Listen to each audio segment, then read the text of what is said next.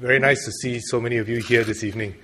And of all ages, I see a very young one here as well. Hi.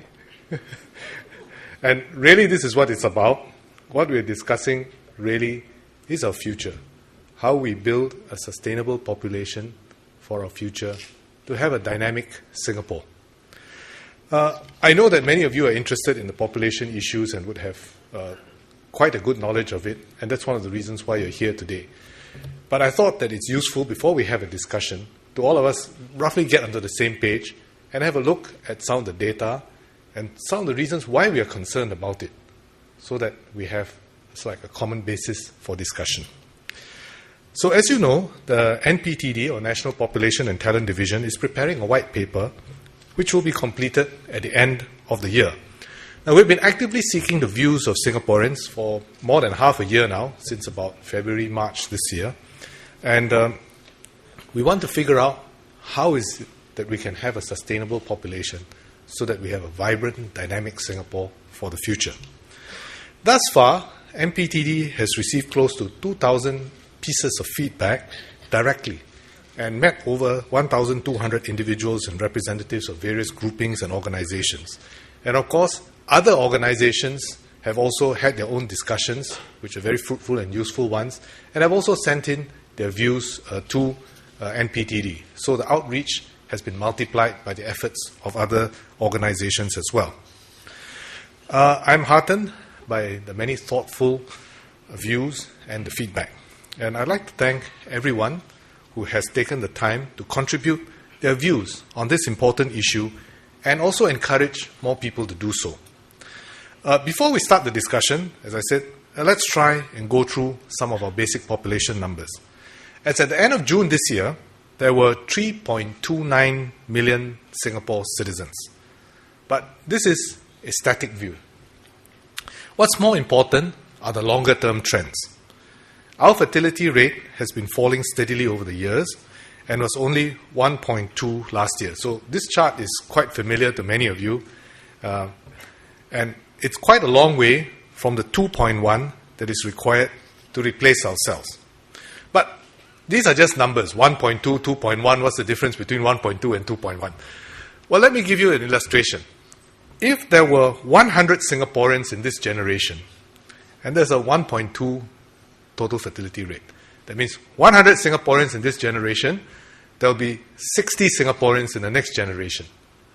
And in the generation after that, there'll only be 36 Singaporeans. And these 36 people will have to support, eventually, the 60 in the generation before that. And because we're all living to a riper old age, probably many of the 100 above that as well. So this is what's happening to our population with a total fertility rate of 1.2. If our birth rates stay at 1.2, and we don't have immigration, our citizen population will start to decline from 2025. So that's the point which our citizen population will start to shrink. Our workforce of Singapore citizens will start to decline even earlier, from 2020. And 2020 is not very far away. It's only 7 years away from now. Our Singapore citizen workforce will already start to decline in 7 years from now.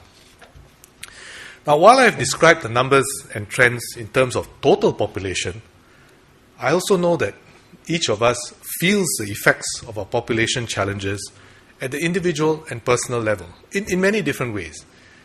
Perhaps we feel that the trains are more crowded.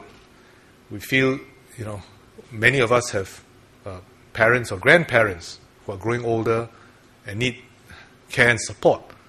And we worry about these things. And we also hear many views from Singaporeans about what their future is going to be like. What will my children be doing? Like this young man over here. When he grows up, what will his future be? Will he have the jobs that he wants? And so on.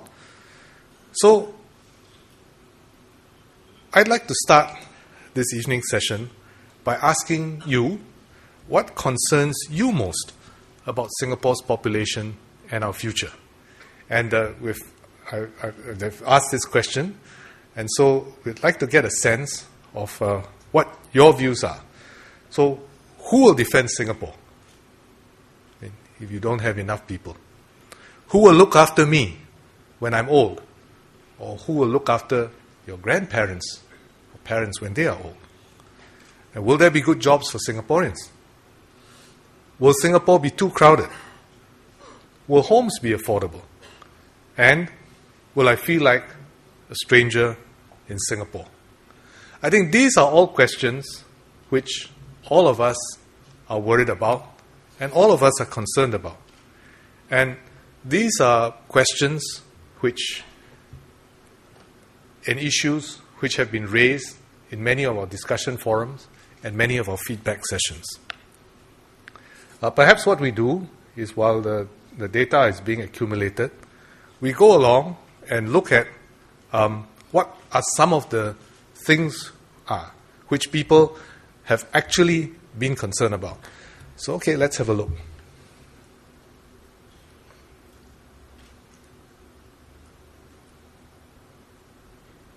That's interesting. Homes affordability is one major concern. Jobs, that's a major concern.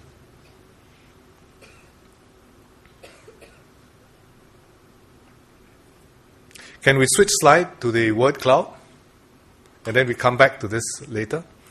These were some of the things which we heard from our feedback.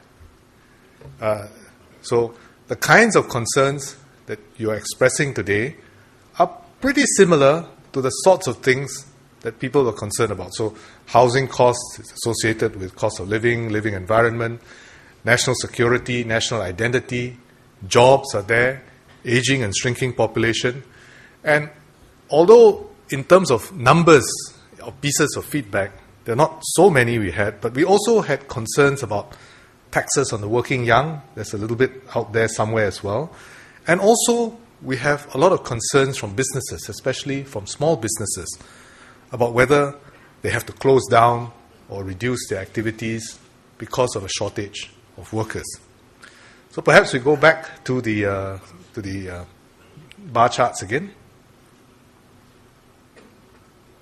Okay. So I think some of the concerns there are certainly very valid ones.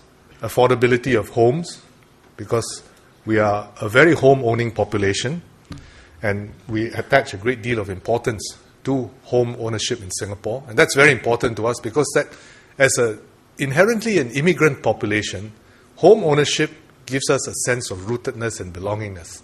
So home ownership is something which is a very important social policy in Singapore. And will I feel like a stranger in Singapore? I mean, there's so many foreigners around, you know. Will I feel that Singapore is a Singapore that I'm comfortable and know?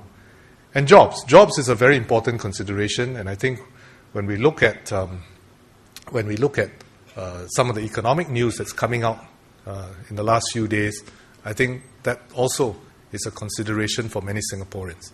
In fact, when I had a JC and Poly seminar earlier this year, and we put up a sort of set of concerns for Singaporeans to the young people and asked them what they were concerned about, I thought that they, being younger and idealistic, would have a wider set of concerns, but the most important issue to many of them actually was jobs.